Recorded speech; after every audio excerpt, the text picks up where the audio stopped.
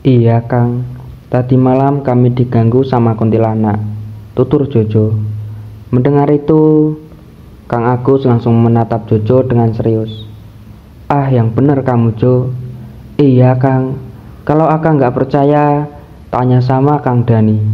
Kami jumpanya di pohon pangga depan rumah almarhum Bik Suminem, ujar Jojo yang dianggukan oleh Dani. Jangan-jangan itu arwah almarhum, Jo, tebak Kang Agus. Nggak mungkin, Kang. Almarhum pasti udah tenang. Lagian kuntilanak ini minta tolong, ujar Jojo menjelaskan dengan tengku yang merinding. Minta tolong, ucap Kang Agus yang dianggukin Jojo. Saat kalau dalam pikiran masing-masing, mereka dikagetkan dengan kedatangan ibu-ibu. Kang Agus, panggil ibu-ibu dengan nafas yang ngos-ngosan seperti habis berlari. Eneng ngopo to, Bu? Kok lari-lari? Anu, Kang, rumah almarhum Bu Suminem bau bangkai. Mendengar itu, mereka bertiga hanya saling menatap. Dalam tatapan mereka bertiga, kepikiran dengan indah anak satu-satunya almarhum Bu Suminem. Tanpa bertanya lebih lanjut, mereka bertiga langsung menuju ke kediaman Bik Suminem. Dan benar saja, belum sampai rumahnya, sudah tercium bau busuk yang sangat menyengat. Kang, umumkan di masjid kalau ada orang yang meninggal, timpal Jojo. Dengan nurutnya, Dani langsung menuju masjid. Usai Dani mengumumkannya, gak berselang lama para warga pada berdatangan. Dari sekian banyaknya warga, mereka semua pada tidak berani mendekati rumah Bik Suminem. Mereka semua menunggu keputusan Pak RT dan Pak Ustadz Jalaluddin. 1 jam lamanya mereka menunggu. Kini Pak Ustadz dan Pak RT baru tiba di rumah Bik Suminem. Coba periksa ke dalam rumahnya, pinta Jalal. Dengan nurutnya para warga bagian bapak-bapak langsung memeriksa keliling rumah Bik Suminem. Saat Kang Agus ingin memutar knop pintu, tidak dikunci Pak Ustadz. Kang Agus langsung membuka pintu. Seketika, hush. Bau busuk yang sangat menyengat menyeruak langsung keluar, yang membuat warga langsung mual dan menutupi hidungnya. Wek. 3 warga akhirnya mencoba untuk masuk. Astaghfirullahaladzim, ucap serentak ketiga warga yang melihat tubuh Indah sudah tergantung di ruang tamu yang sudah membusuk, mengeluarkan lendir, serta kulitnya yang berwarna membiru kehitaman. Kang Agus langsung keluar untuk memberitahukannya kepada Pak RT dan Pak Ustadz Jalal. Warga yang mendengar itu langsung syok dan tidak menyangka. Dalam pikiran warga, Indah depresi akibat kematian ibunya. Tetapi kenyataannya adalah berbeda. Yang tahu semua hanya Pak RT dan Pak Ustadz. Langsung kebumikan saja, pinta Ustadz Jalal. Apa tidak disolatkan dulu Pak Ustadz? Tanya Kang Agus. Kalau kondisi jenazah sudah membusuk, tidak apa-apa kalau kita langsung kebumikan. Tetapi harus menggunakan kain kafan, ujar Pak Ustadz Jalal. Dengan gerakan cepat, para warga langsung mengeksekusi jenazah Indah. Dan sore hari itu juga jenazah Indah langsung dikuburkan. Banyak warga yang tidak menyangka dengan kematian Indah. Umur masih muda tetapi memiliki kepikiran untuk mengakhiri hidupnya dengan bunuh diri. Nek Ani yang mendapatkan kabar dari Adelia kalau Indah sudah tiada. Tanpa terasa air mata Nek Ani sudah berlinang. Walaupun Indah juga mengira dirinya melakukan pesugihan, tetapi sudah dia anggap sebagai cucu dia sendiri. Aden yang baru pulang mencari kayu bakar, saat melihat Nek Ani yang sedang duduk melamun, ia merasa heran. Aden lalu menurunkan kayu bakarnya di samping rumah dan langsung menghampiri Nek Ani. Nek, panggil Aden dengan nada yang lembut. Kali ini Nek Ani tidak lagi bisa menutupi kesedihannya. Duk, ucap Nek Ani yang seketika langsung memeluk Aden. Aden yang melihat Nek Ani seperti ini, ia merasa bingung. Kenapa nenek menangis? Bik Suminem dan anaknya telah tiada, Den, ujar Nek Ani dengan nafas yang terseduh-seduh. Mendengar itu Aden langsung syok. Tidak mungkin, Nek. Lagian dari mana nenek tahu? Bukannya kita tidak bisa ke desa itu lagi? Ada Leaningrat yang memberitahukannya, Den. Di mana Mbak Lia, Nek? Biar Aden langsung menanyakannya. Apakah benar apa tidak? Ucap Aden yang belum percayainya. Pasalnya, jangankan untuk ke desa, menyeberangi air terjun saja tidak bisa, karena tidak ada jalannya selain tebing yang sangat curam. Karena waktu sudah memasuki surup, Adlianingrat langsung menampakkan dirinya dari dalam rumah. Itu semua benar, Kang, ucap Lia yang baru keluar dari kamarnya. Astagfirullahaladzim. Aden yang langsung refleks melompat. Mbak dari mana? Kok tiba-tiba ada di rumah? Tanya Aden dengan raut wajah yang syok. Emang aku dari tadi di rumah, Akang aja yang entah kemana, ujar Lia yang berdiri di depan pintu rumah. Terus Mbak tahu dari mana kalau Biksu Minem sama anaknya meninggal? Aku peramal, jawab Lia dengan santainya. Jangan bercanda, Mbak, aku serius, ujar Aden yang mulai kesal. Kalau kamu tidak percaya ya tidak masalah toh. Paling bentar lagi teman kamu juga pada nyusul, ujar Lia lalu masuk ke dalam rumah. Mendengar ucapan Lia, Aden langsung bimbang. Wes nduk, gak usah dipikirin, udah mau maghrib ini. Ayo masuk, ujar Nek Ani. Iya Nek, Aden mau nyalain obor dulu, ujar Aden yang langsung menyalain obor dengan korek kayunya. Malam yang sejuk bagi Aden, Nek Ani dan juga Lia, menikmati makan malam bersama layaknya sebuah keluarga. Aden yang penasaran dengan Lia yang tidak pernah makan sama sekali, ia mencoba untuk menawarkan ikan yang baru dimasak, untuk memastikan pikirannya yang aneh terhadap Adelia Ningrat. Pasalnya selama mereka tinggal di sini, Lia hanya nampak pada malam hari saja. Selebihnya dia terus berada di kamarnya. Nih Mbak, cobain, pasti enak, tawar Aden sembari memberikan satu ekor nila. Aku kenyang, ujar Lia dengan muka juteknya. Kan bener dugaanku, kalau Mbak Lia ini bukan manusia, gumam Aden dalam hati. Lia yang mengetahui isi hati Aden, ia langsung mengambil ikan yang dipegangnya agar identitas dirinya tidak diketahui. Sinilah kok cepet, ucap Lia yang langsung merebut ikannya dari tangan Aden. Melihat itu, Aden menggaruk-garukkan kepalanya. Setelah makan bersama, Nek Ani dan juga Aden serta Lia, mereka langsung memasuki ke kamarnya masing-masing dan melanjutkan untuk tidur. Berbeda dengan desa Sukamakmur. Setelah tadi siang menguburkan indah, lagi-lagi malamnya hujan deras disertai petir melanda desa Sukamakmur, yang membuat semua warga lebih memilih diam di rumah.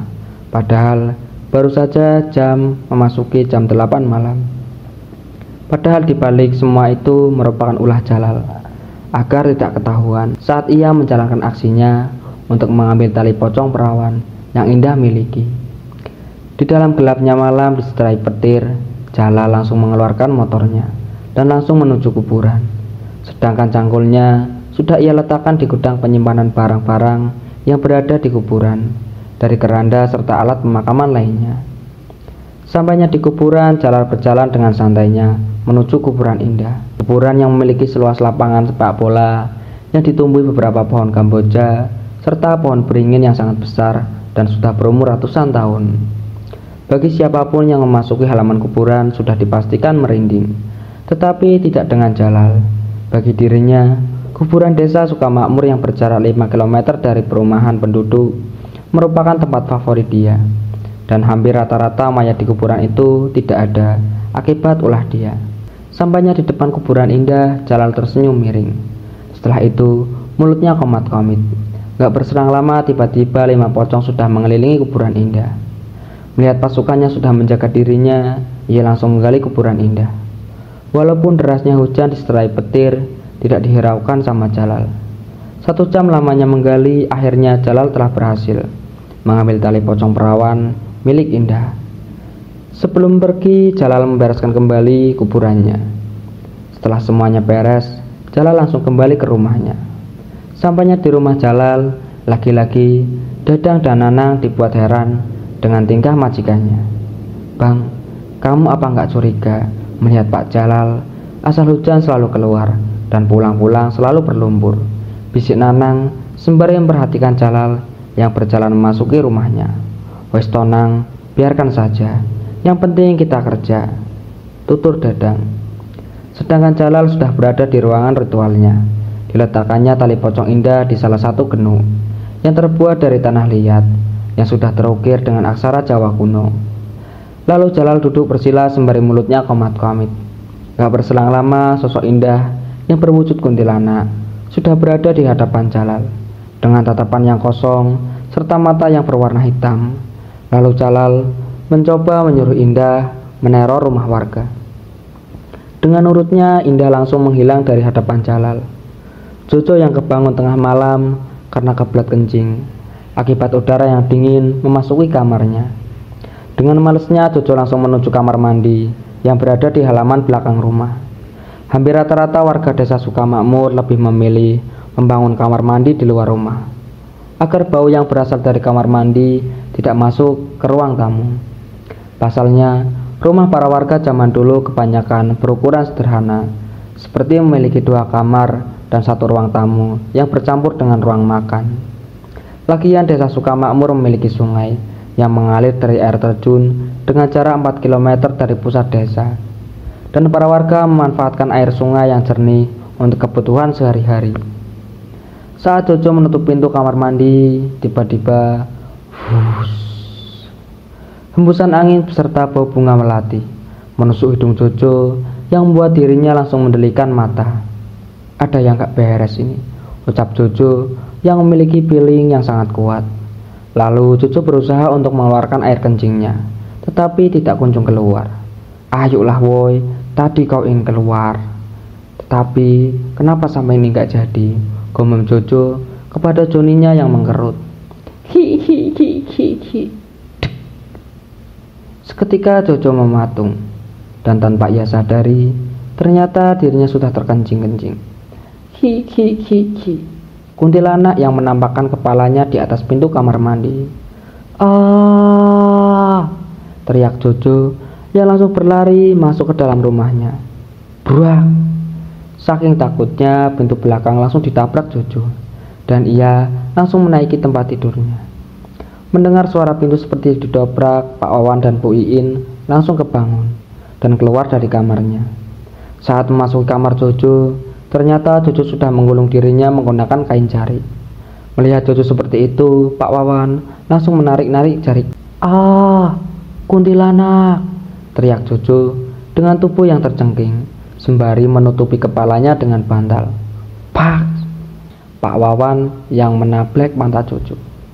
"Aduh duh, pedes," ujar Jojo yang langsung mengelus-ngelus pantatnya. "Kenapa kamu malam-malam teriak gini? Bikin bapak sama ibu khawatir aja," ujar Pak Wawan. "Iya Jo, kirain ibu ada maling yang masuk ke dalam rumah ini," sahut Bi Iin.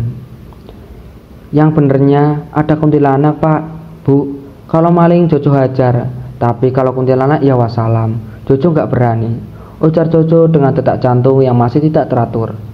Mendengar itu, Pak Wawan dan Bu Iin saling pandang. "Ngawur kamu ini, mana ada kuntilanak," ucap Pak Wawan. Wes dah tidur, udah mau jam 1 ini," sambung Bu Iin. "Jojo ikut Bu," ujar Jojo yang langsung memegang erat tangan ibunya.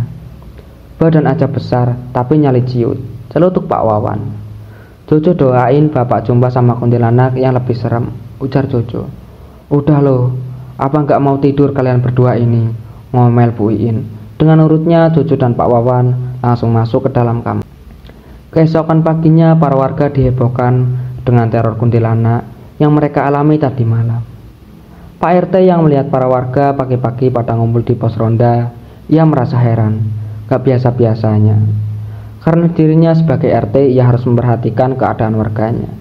"Ada apa ini ibu-ibu?" tanya Pak RT dengan penampilan yang selalu menggunakan peci serta kain sarung seperti Jalal. "Nah, pas kali Pak RT datang," ucap salah satu warga. "Tadi malam kami semua yang berada di sini diteror sama kuntilanak. Pak RT, kirain saya sendiri yang diteror. Ternyata mereka semua juga," ucap salah satu warga sembari menunjuk 7 ibu-ibu yang berada di pos ronda. Mendengar itu Pak RT merasa terkejut. Pasalnya dirinya sendiri pun juga ngalamin. Ya sudah Bu, kalau gitu nanti saya coba berbicara sama Ustadz Jalal untuk mencari tahu penyebabnya, ucap Pak RT yang mencoba menenangkan para warga. Nah gitu dong Pak, gerak cepat kalau ada apa-apa di desa ini, puji salah satu warga.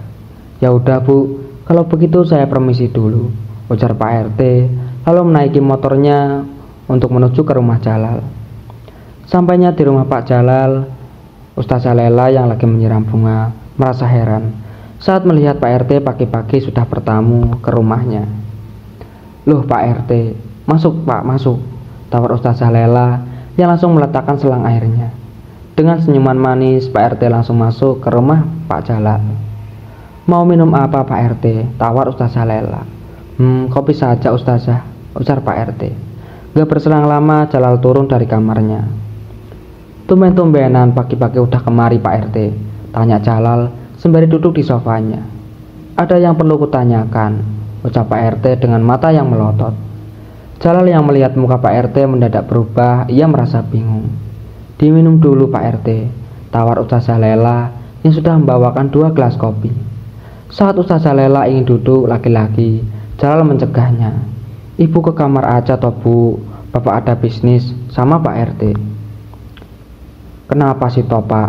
Asal ada tamu, ibu tidak diperbolehkan untuk gabung. Padahal kan ibu juga tuan rumah yang wajib menyambut kedatangan tamunya, protes Ustazah Lela. Mendengar istrinya mengomel, seketika Jalal langsung melirik Pak RT. Dengan antusiasnya Pak RT mengakukannya, yang menandakan kalau Ustazah Lela boleh mendengarkannya. Pasalnya yang mereka bahas bukan soal kebusukan, tetapi soal kuntilanak yang meneror ke seluruh warga. Jalal yang sudah mendapatkan kode dari Pak RT, ia langsung memperbolehkan istrinya. Kalau ibu curiga, ya wes toh, duduk. Jadi gini Pak Ustadz, tadi pagi saya mendengar keluhan para warga kalau mereka tadi malam mengalami teror kuntilanak. Begitu juga dengan diri saya sendiri, ucap Pak RT membuka percakapan. Mendengar itu, seketika Ustazah Lela dan Jalal langsung memandang. Jadi kedatangan saya kemari menjumpai Pak Ustadz Jalal untuk mencari penyebabnya tentang teror itu, ujar Pak RT sembari menyeruput kopinya. Teror kuntilanak, ucap Ustazah Lela sembari melirik suaminya. Kami aja tadi malam baik-baik saja ya kan Pak?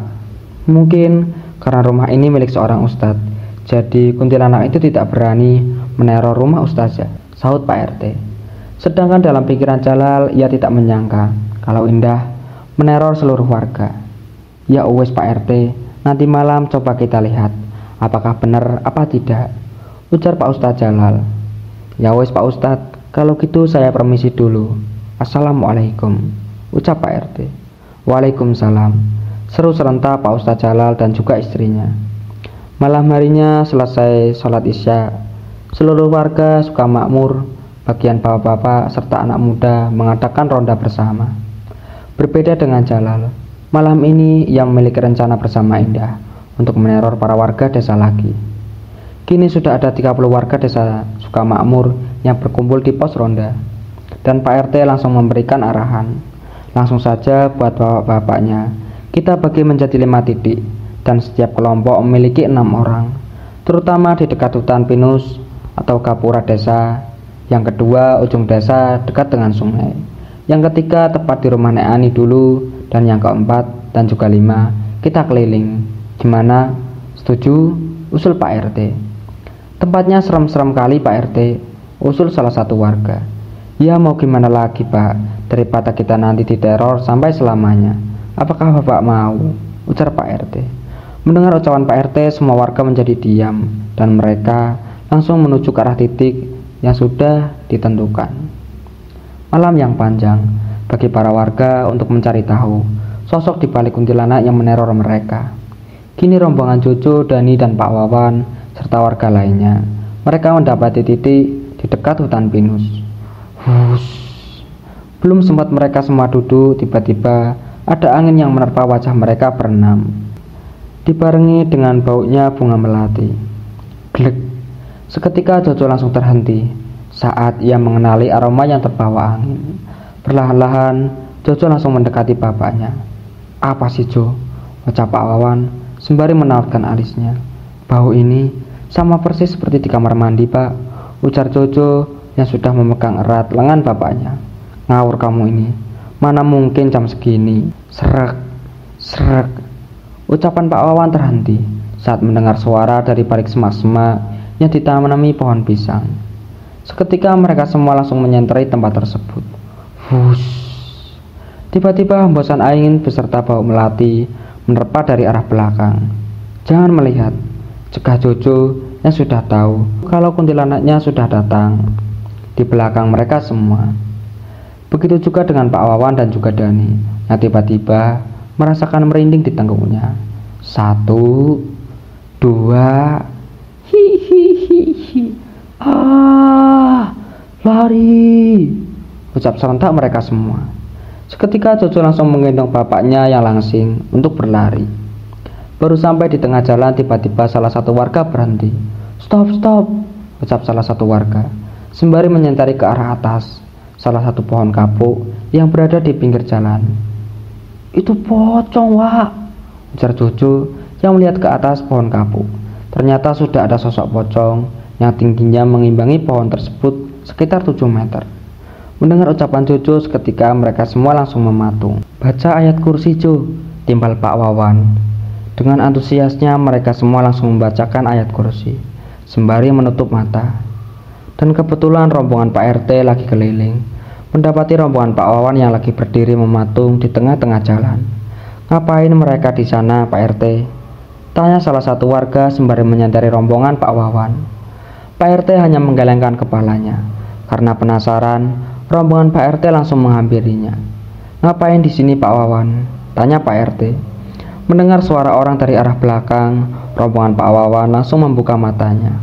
"Kami semua barusan dikejar-kejar sama pocong dan juga kuntilanak, Pak RT," ujar Pak Wawan dengan kaki yang bergetar. Mendengar penjelasan Pak Wawan membuat rombongan Pak RT langsung menatapnya.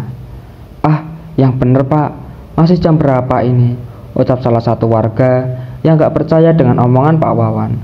"Sumpah, Pak." Ucapan Pak Wawan yang terhenti saat mendengar teriakan dari salah satu warga rumah yang tak jauh dari semua mereka yang berdiri di situ.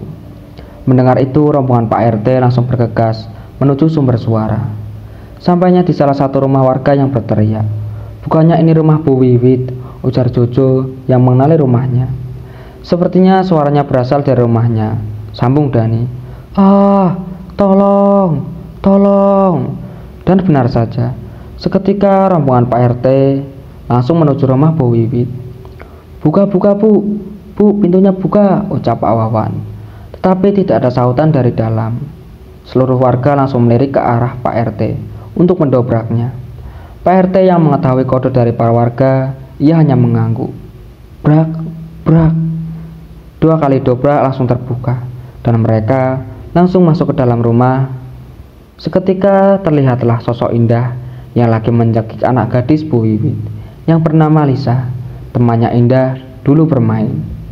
Melihat pemandangan yang berada di depan mata, semua warga menjadi ketakutan. "Pergilah kamu dari sini, wahai setan," ucap seseorang dari belakang sembari memegang sikirnya. Seketika mereka semua langsung menoleh. "Pak Ustadz," ucap serentak para warga. Sosok Indah yang melihat Pak Ustadz Jalaluddin, ia langsung melayang mencekiknya. Astagfirullahaladzim. Warga yang panik melihat Pak Ustadz Jalaluddin yang dicekik oleh Indah. Mulut Jalaluddin lalu berkomat kamit seperti membaca doa. Ku pastikan kalian akan mati semuanya," ancaman Indah dengan suara yang menggema, seakan-akan ada 2 suara. Seketika sosok Indah kepanasan dan gak berselang lama dirinya menghilang dari hadapan mereka semua. Syukurlah Pak Ustadz datang," ucap Bu Wiwit yang langsung memeluk Lisa.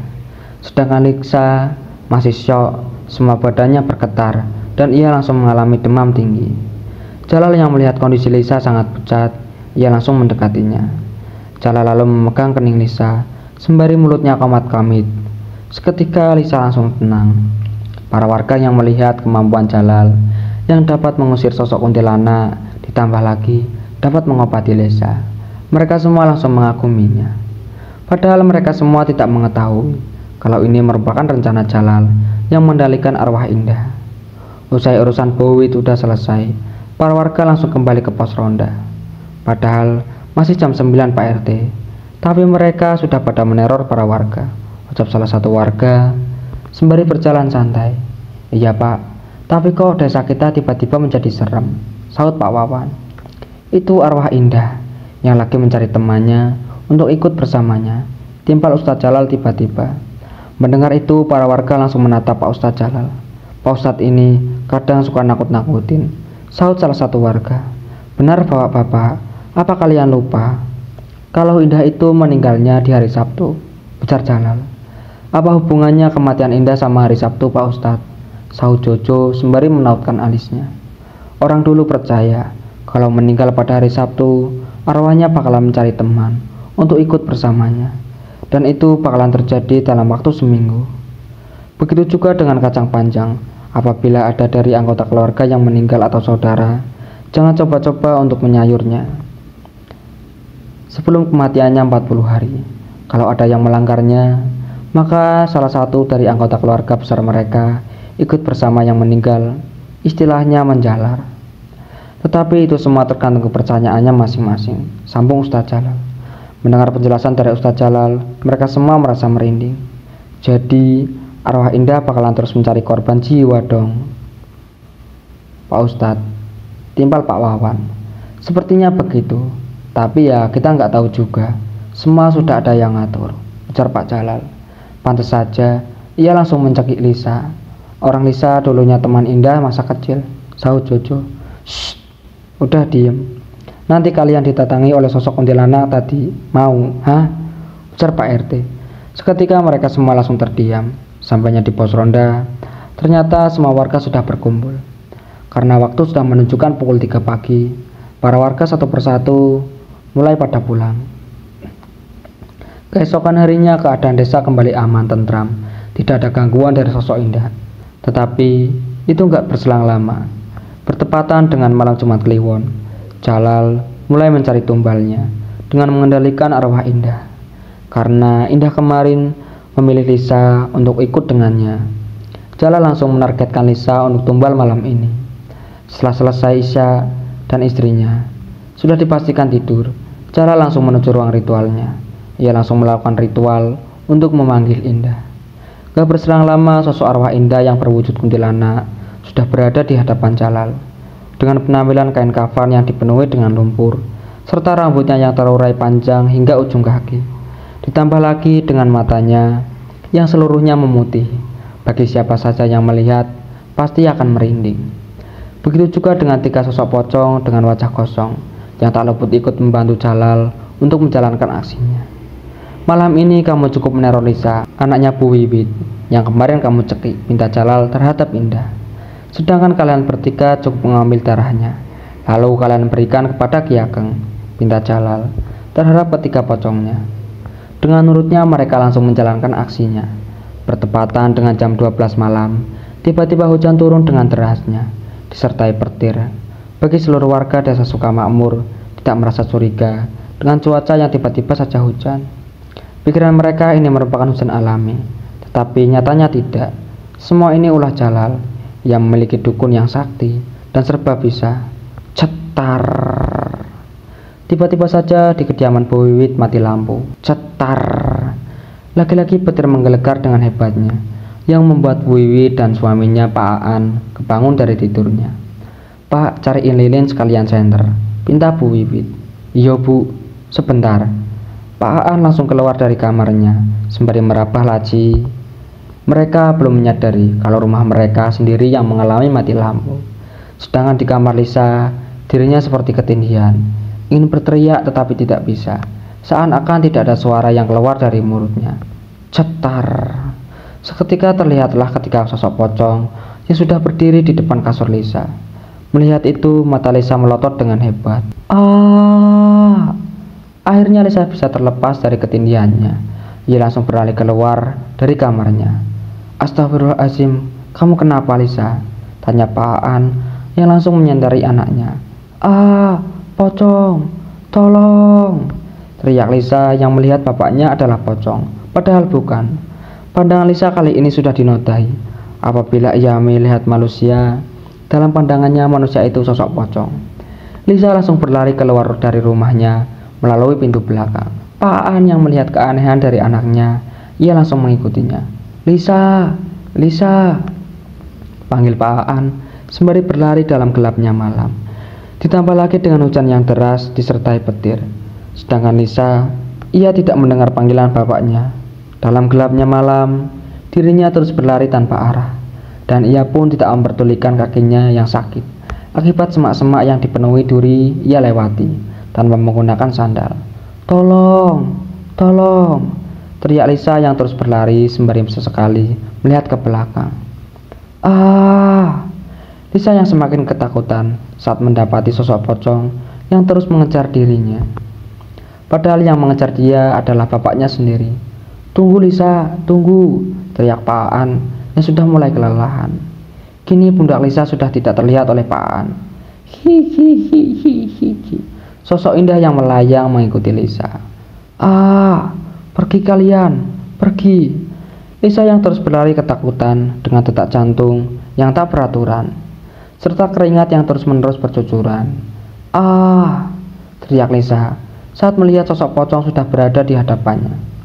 Dengan keadaan panik tanpa sadar, Lisa melewati jalan setapak yang pinggirnya jurang, serta aliran air sungai. Karena jalan yang masih tanah liat, ditambah lagi dengan curah hujan yang deras, membuat Lisa terpeleset.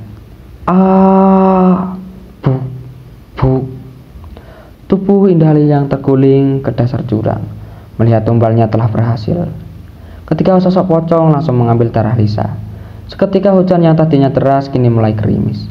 Gak berselang lama, para warga dan Bu Wiwit menemukan Pak Aan yang sedang tertunduk di ladang warga. "Astagfirullahaladzim Pak, di mana Lisa?" tanya Bu Wiwit dengan air mata yang terus berlinang. "Gak tahu Bu, tapi Lisa terus berlari ke arah sana," ujar Pak Aan sembari menunjuk ke arah jalan yang menuju ke sungai. Mendengar itu, sebagian warga langsung menuju ke arah yang ditunjuk Pak Aan. "Jo, tolong bantu Pak Aan berjalan," pinta Pak RT. Dengan nurutnya, Jojo langsung memapah tubuh Pak Aan untuk melanjutkan pencarian Lisa. Malam yang sangat mencekam bagi para warga, menelusuri jalan yang dipenuhi pohon jati kanan kirinya dan hanya diterangi oleh senter. Ditambah lagi dengan suara burung gagak yang mengikuti langkah kaki mereka. Kriit. Suara pohon jati yang bergesekan satu sama lain mengakibatkan suasana semakin mencekam. Kak, kak. Seru burung gagak yang berterbangan ke sana kemari. Melihat burung gagak yang jumlahnya puluhan membuat para warga merinding. Pasalnya burung gagak sering dianggap sebagai pertanda buruk atau kematian. Misalnya, kehadiran burung gagak di dekat rumah seringkali dihubungkan dengan kematian atau musibah yang akan datang. Hush.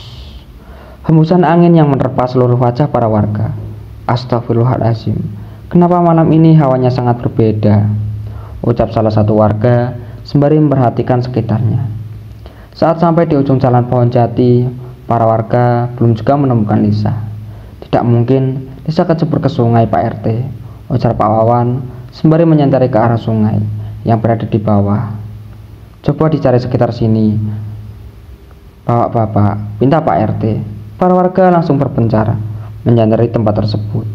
Di sini Bapak, seru Dani yang mendapati bekas jejak kaki yang masih basah. Dengan cepat, para warga langsung mendekati Dani. Mana nak? Tanya Pak RT. Mendelikan matanya, pasalnya tidak ada yang mereka lihat. Itu Pak, di bawah. Bukannya itu jejak kaki yang baru saja dilewati, ujar Dani sembari menyadari jejak kaki tersebut. Tidak mungkin Lisa berlari sampai sini Pak RT. Soalnya ini hanya jalan setapak untuk para warga mengambil air. Selebihnya kanan kiri jurang, ucap salah satu warga. Dilihat saja dulu Bapak, saya minta tolong, lirih Pak Aan yang sudah meneteskan air matanya. Begitu juga dengan Bu Wiwit. Melihat Pak Aan seperti itu membuat para warga nggak tega. Ya sudah, kita coba saja ikuti jejak kaki ini. Tapi kita saling waspada, soalnya jalan masih tanah liat, apalagi habis diguyur hujan, sudah pasti sangat licin, umpat Pak RT. Lalu warga langsung mengikuti bekas jejak kaki yang masih membekas. Sampainya di pertengahan jalan, jejak kaki tersebut hilang. Hilang jejak kakinya di sini Pak RT, ujar Dani sembari menyentari ke arah bawah. Coba sentari sekitarnya, usul Pak RT. Para warga langsung menyentari ke arah bawah kanan yang ditanami oleh pohon jati milik orang lain. Sedangkan di sebelah kirinya hanya semak-semak belukar, tetapi di bawahnya terdapat aliran sungai. 1 jam lamanya mereka mencari. Tiba-tiba kilatan petir menerangi tempat tersebut. Hanya dalam sepersekian detik. Gluduk-gluduk. Allahu Akbar, Allahu Akbar. Sepertinya ingin hujan Pak RT, ujar salah satu warga. Di sana bapak-bapak, ucap Pak Wawan yang mendapati tubuh Lisa tergeletak di latang pohon jati. Ia sudah tidak sadarkan diri dengan kondisi yang sangat memprihatinkan. Wajahnya yang dipenuhi oleh luka sayatan, serta bibir dan seluruh tubuhnya yang pucat sekali. Pak Aan serta Bu Wiwit yang melihat itu, mereka langsung menangis histeris. Anak semata wayangnya yang sangat dia sayangkan meninggal dengan keadaan yang memprihatinkan. Ya Allah Pak, kenapa ini semua terjadi kepada kita? Tangisan Bu Wiwit yang pecah sehingga membuat dirinya tidak sanggup lagi melihat keadaan putrinya. Tiba-tiba pandangan Bu Wiwit seketika memudar.